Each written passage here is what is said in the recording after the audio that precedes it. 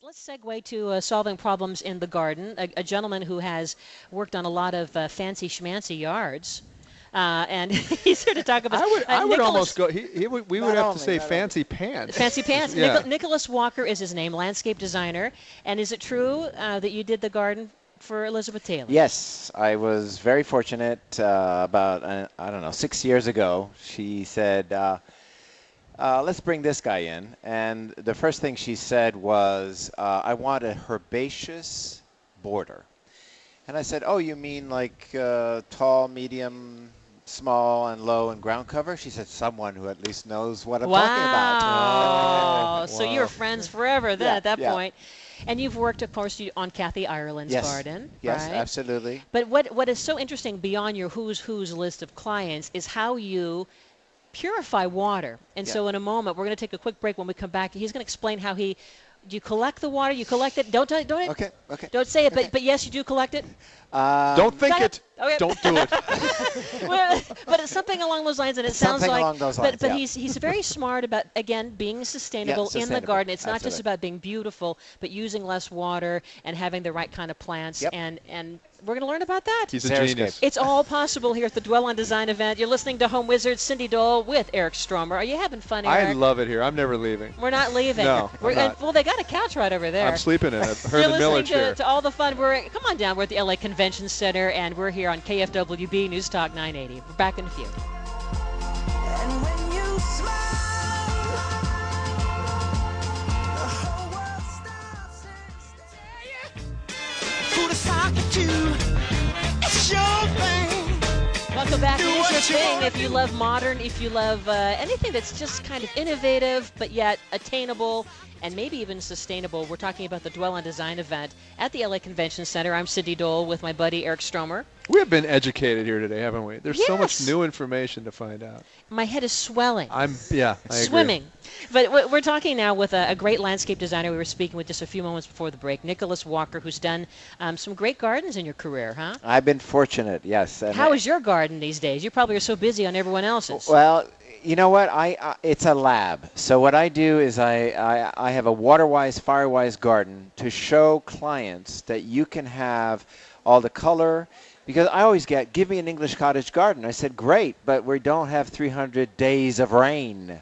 So if you want all that show of color, texture, proportion, scale, you can do that in a whole other plant palette, such as aeoniums, echeverias, dudleyias, and the succulent family. And all of a sudden they look at me like, what? So I say, love well, succulents. Exactly. And they're water-wise, they're fire-wise, they're full of juice, so when a fire comes, there's no flammability, combustibility to it. And it looks like they're from some other planet. Exactly. You know, they're so interesting. Yeah, and my 4 kids always said, oh, Dad, he's doing the Dr. Zeus garden again. Really? Because, they're all interesting shaped, You have architectural succulents? shapes. Yeah? Yeah, I can't know? even tell you or identify them. I just know that they're Oh. green and living. There you go. Yeah. That's a good thing. See, I'd be Well, a good candidate to see your Yeah, experimental exactly, garden. you know? Exactly. And since last August, Article 1881 was passed, which we have been lobbying in the industry, landscape industry trade for years. We live in a desert, semi-desert, Right. arid, xeriscape, drought-tolerant, etc.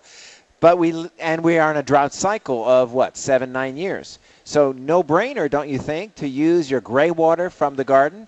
And if you take Epsom salt bath, what is Epsom salts? Magnesium sulfate.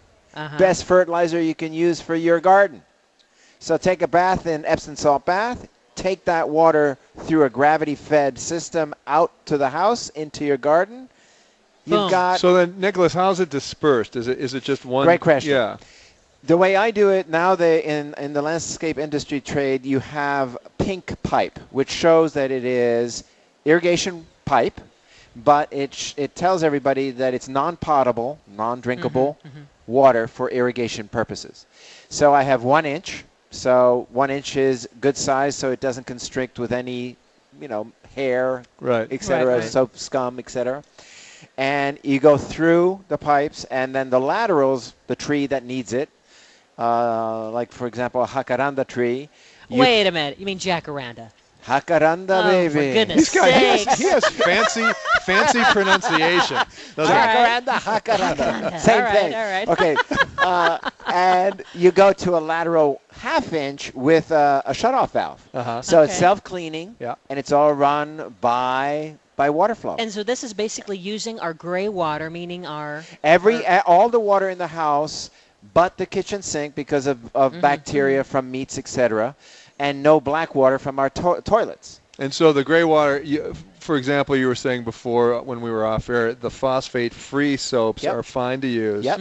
That doesn't harm the plant. No. So here's a question. A friend Yep. of mine was working in the garage and was cleaning out a bucket Yep. with some bleach Yep. and some water. Yep. And then how do you dispose of that? She was worried about putting that in the garden, was worried about putting that in the street, Yep. don't want it to get in the ocean, and now you have all this bleach water. What the heck do you Great do? question. So Because that we like great. We like good great, questions. good one, good one.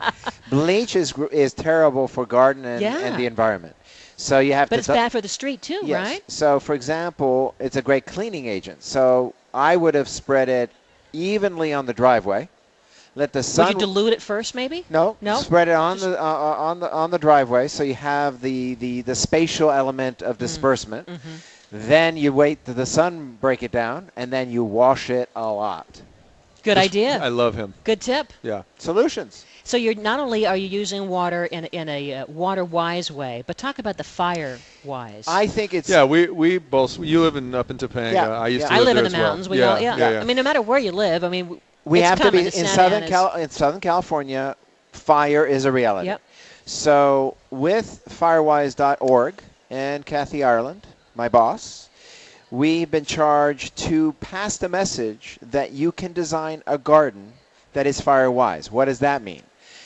If you do a grove, 5 or 6 trees of pines next to your house on the upslope of a fire, guess what happens? The fire catches the trunk of the pines. The pine needles are great combustible items. The tree are torches, tall, and then they start falling on your house. Onto your rooftop. So a firewise garden design is to use indigenous endemic plants that are basically how God created the firewise gardening before we got involved, is that there are plant materials that survive fires. For example, the coastal oak, Quercus agrifolia. It's one of the few trees that survives being torched. I survived the home that I'm living in now in Tuna, got burned down in the 93 fire from Malibu. All the trees that survived, the only trees that survived that fire, were the coastal oak. And they were black.